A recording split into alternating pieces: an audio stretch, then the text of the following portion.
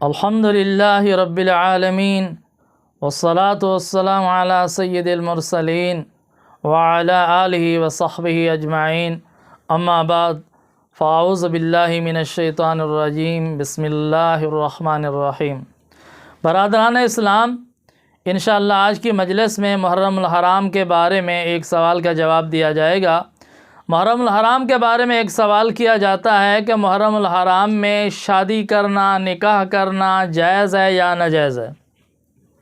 تو یاد رکھیں، محرم الحرام میں شادی کرنا، نکاح کرنا بالکل جائز ہے، اس کی حرمت کی کوئی وجہ نہیں ہے۔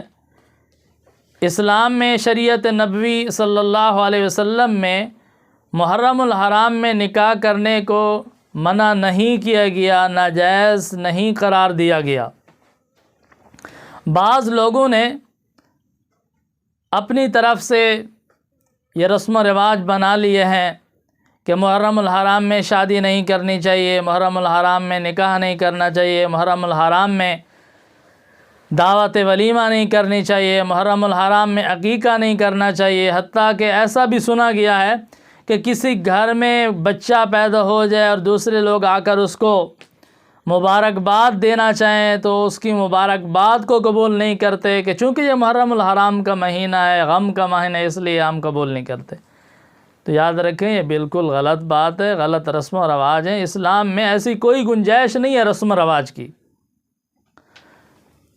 اپنی ذات کے اعتبار سے کوئی مہینہ، کوئی دن منحوس نہیں ہے، بے برکت نہیں ہے۔ تمام مہینے، تمام دن اللہ تعالیٰ کے بنائے ہوئے ہیں۔ اس لیے سال کے کسی مہینے میں، کسی دن میں شادی کرنا، نکاح کرنا منع نہیں ہے، ناجائز نہیں ہے، بلکہ جائز ہے۔ رہی یہ بات کہ چونکہ یہ مہینہ محرم الحرام کا مہینہ ایسا مہینہ ہے کہ اس مہینہ میں حضرت امام حسین رضی اللہ تعالیٰ عنہ کی اور اہل بیت کی شہادت کا واقعہ پیش آیا ہے، تو لہٰذا یہ شہادت کا مہینہ ہے، غم کا مہینہ، اس لیے اس مہینے میں شادی نہیں کرنی چاہیے۔ تو یہ بات اس لیے ٹھیک نہیں ہے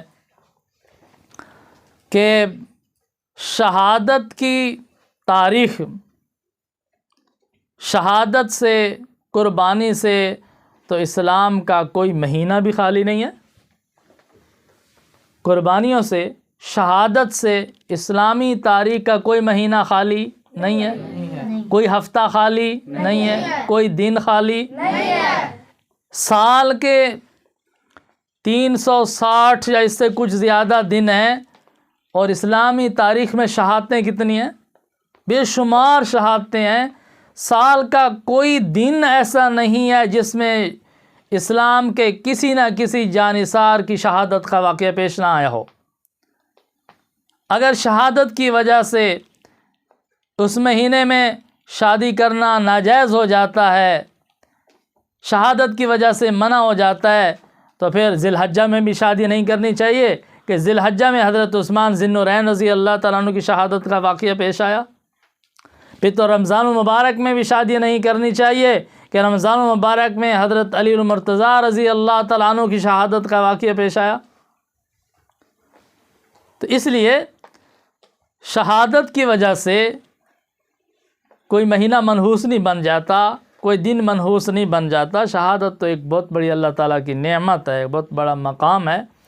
اس لیے محرم الحرام میں نکاح کرنا، شادی کرنا، دعوت ولیمہ کرنا یا اپنے کسی بچے کا عقیقہ کرنا، یہ شریعت نے منع نہیں کیا، اس کو ناجائز قرار نہیں دیا۔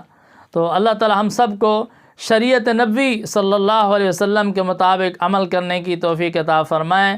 وآخر دعوانا الحمد للہ رب العالمین۔